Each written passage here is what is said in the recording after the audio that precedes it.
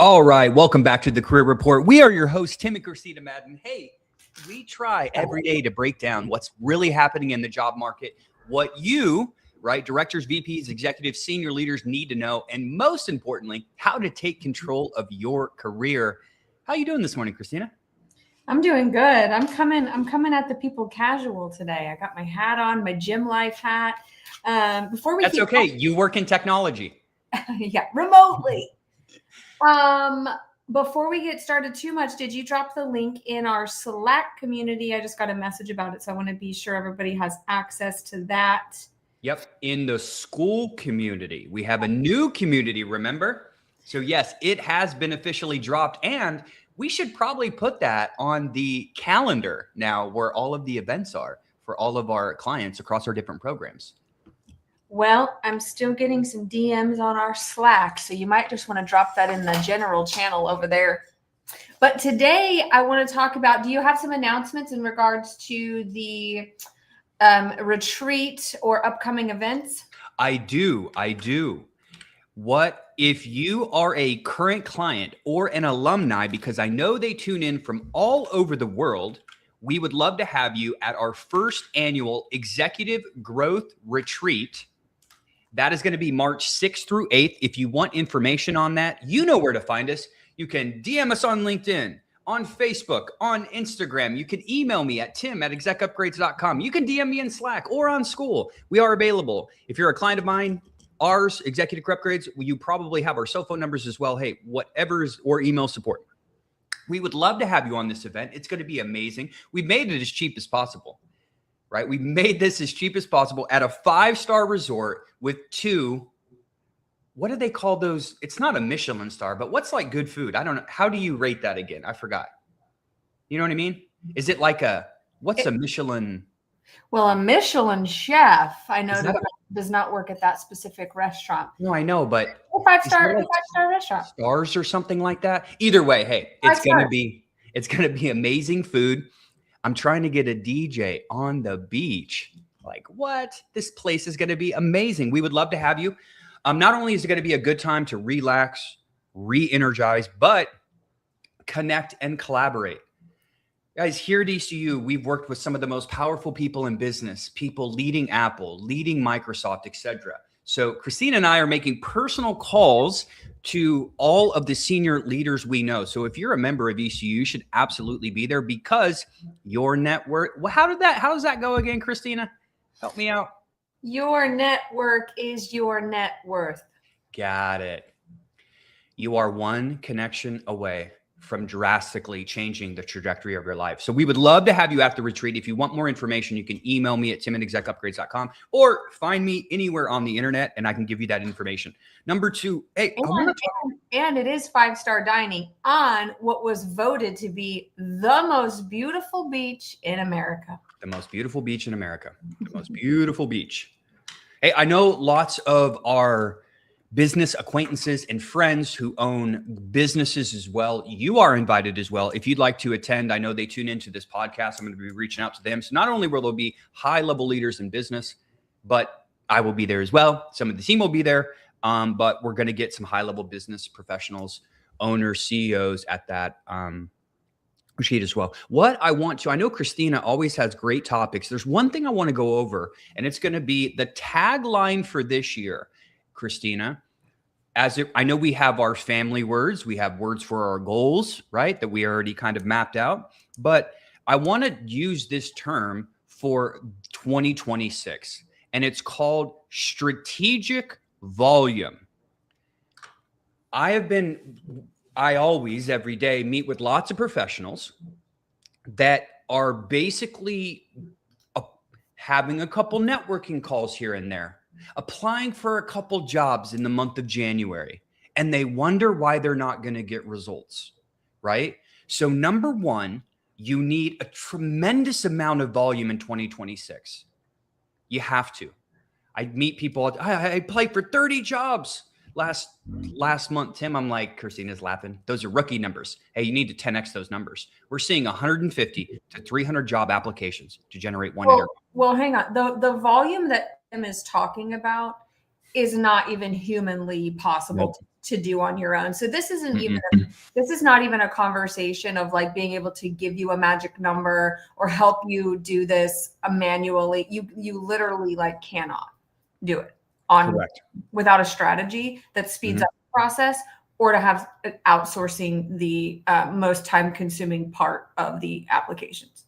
Impossible. It's also impossible to connect and get your profile in front of thousands of professionals every single week on LinkedIn. It's impossible.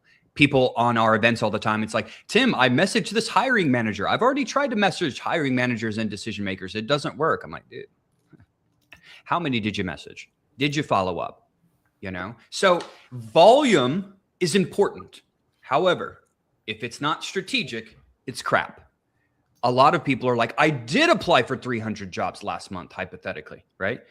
But their resume isn't optimized or something. So remember, you need all of these things. So if you're someone who's tuning into this podcast, going to make 2026 your year, you need to be clear on your target. You need to have effective branding. But if that's still, you need that plus the volume. So the name of the game this year in 2026 is being strategic with your search. But ladies and gentlemen, you need a lot of volume. Some food for thought. Okay, so when it comes to the strategic part, I'm going to pivot a little bit here, but so we got off our wins call yesterday. Amazing, right? I was reviewing exactly what those offers are this morning. Tell me one of the things that is working really, really well for our clients right now from a strategy standpoint that probably most people aren't thinking about. I'm just going to keep this extremely basic and extremely fundamental because I don't think I told you this, but we had a client that was a little upset. Okay. They messaged me about a month ago and they're like, Tim, I'm not getting any results, etc.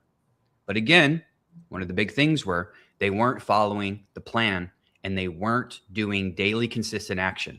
She showed up on the wins call yesterday and she accepted an offer. And it was so funny. And she was like, I just have to give it up to Tim. I'm sorry. I wasn't a believer before, but I wasn't doing right what they said I should be doing every single day. And right when she messaged me, I got him with, Megan on our team, and we immediately started taking daily consistent action every day. She's hired in 30 days. Right. But let's give the audience like a very specific part of the strategy that most people are overlooking that's working really well for our clients that are winning. Okay, we got volume. What's the next one? You got to have a plan. So, here's what I mean. All of this goes together. There's not one thing. I wish there was. We won all these magic bullets, right? How do we get rich? How do we get in shape? How do we have the best body? Hey, I wish there was just this, take this blue pill. The reality is it will always be these 5 things.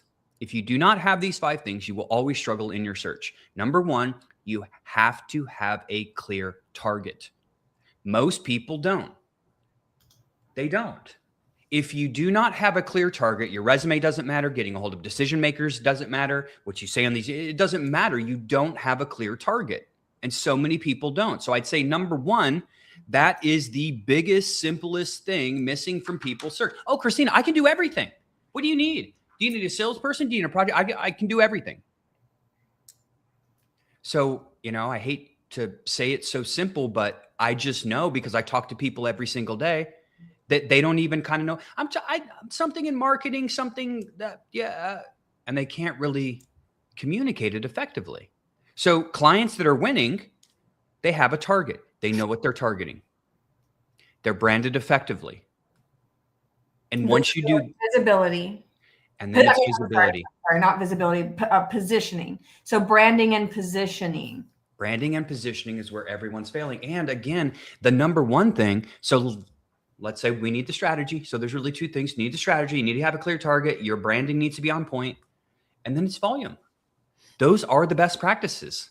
So I know we meet with people all the time. Tim, I've been getting a hold of decision makers. I've been having networking conversations. I've been applying to jobs. You are highly underestimating the job market right now. And our mentor, Grant Cardone, says that all the time. For business owners out there, people trying to get known, people trying to get some notoriety online. If you think you're going to make one post and be this viral superstar, you are sadly mistaken, right? I already tried it. You, Okay, so what's something that job seekers think matter? Okay, because you're a CEO. So from a CEO's perspective, what's something that job seekers think really, really matters, but it just doesn't? really, really matter, but doesn't. What's something that job seekers think Yeah, worrying about get your resume right and then forget about your resume. So many of these complaints I see online are simply because of volume, but they blame other things. For instance, they blame their age, they blame their resume, they blame companies, they blame ATS systems. I need to make my resume the best for every single. Dude, you're just not doing enough. It's like working out one time and then like wondering why I'm not in shape. It's like, brother, sister, you got to do this consistently for 6 months, and you got to eat right, and you got to get good sleep, and you got to drink water, and you can't be drinking alcohol. If you do any of those things, you aren't going to make any progress. Yep. Just volume. So everyone's worried about their resume. The resume. Get your resume done and move on. Move on. Okay. Have your accomplishments and achievements there, the value you're going to bring to companies, and then leave it alone. Because you know what? Even if it's the best resume in the world or it needs some work, people are still going to criticize it. The recruiter's going to tell you it's in the wrong format. The hiring manager is going to tell you to add. It's just you just can't win the battle. You can't. I've been noticing a trend, and this may or may not apply to some of you listening, but I've noticed a trend with fractional work becoming more desirable for the hiring manager due to maybe they just don't want to invest so quickly and want to see results. I wanted to ask you about that, Tim, because I've been seeing a lot about that, especially for people who have like been doing something really great for, 20, 25 years, and they're expensive and amazing, proven track record of success, but companies hesitating. I just got a DM from one of our clients. An old vendor knows I have skills they can use, but can't afford me. He's worried about revenue for existing staff. So for the first time in my life, I've offered to go 1099 and work ad hoc as he needs me, basically selling my skills to him 1 hour at a time until he figures out what he can't do without me. I'm going to ask ECU to help me draft something I can send him. But what would you say about people with this approach? Because I love this. I love it because here's why. If you can add value and you can add value, it's actually better to work deals, because here's why. Say I'm helping you grow a business and you're stuck at $5 million a year. And I already know the things I could do to really move the needle. Well, what am I going to do? I'll come in as a 1099 contractor on a competitive hourly base, but Christina, I want a piece of the upside. That's what I would do, right? I would say, I'm just going to throw out a number, pay me $150 an hour. You don't have to do anything else, but at the end of the month, do some numbers. What's 5 million a year? I think that's, I don't know, whatever that is, right? So let's see. Let's break it down for the audience. Say you're at $5 million a year, and you every 12 months, that is 416,000. Christina, here's the deal. I want you to pay me my hourly rate of this. Anything above $416,000 that we do while partnering, I want 10% of the upside. There you go. Get 10% of the upside. But again, you're betting on yourself, right? But if you can bring value, ask for 10 or 20% of the upside, because, right? And if the CEO or hiring man, if they have a problem with that, we'll just say, okay, then hire me on full time, because you already know the value I'm going to bring, right? Like, you can't have both, right? They need to pay you for what you're worth. That would be my recommendation. I also feel like this helps folks. Tim just gave you like the numbers that you need and what the discussions should look like. But I think it helps folks get out of this identity of like, oh my God, I have to get like this one role, this one title, doing this, like, one thing, and kind of like expand your identity more into being focused on your skill set, and what you do and why it's so valuable. that's really what hiring managers are looking for, value, right? So yeah, that should actually help remove some of the stress, guys. Like, again, your job is not to be a job search expert. You're just supposed to be really, really great at what you do, and then get help with your job search. Yeah. Tim, let's see what else came in. Okay, so from a CEO's perspective, how quickly do you know if someone is a yes or a no? Well, you're not ever going to truly know, right? So I just want to set that precedent of you can vet people all the time, right? And they can have all the indication, but it's kind of show me, right? So, a no, you're doing an interview and you're driving in a car.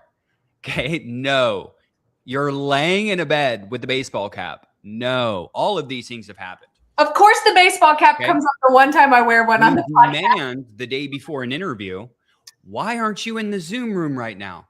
Because the interview we scheduled is for tomorrow. And then the next day, they don't show up at the time that they scheduled the interview for. No. So really, it's basic things. Can you show up, communicate effectively, figure out the problems, right? So it's really easy to vet people, People do. I know people listening to this podcast think that must just sound ridiculous. Happens all the time. But it's all the time.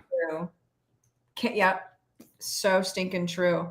If you can actually show up on time, looking professional, not fumbling over your technology, and know how to connect with the person, you are literally ahead of 99% So many people.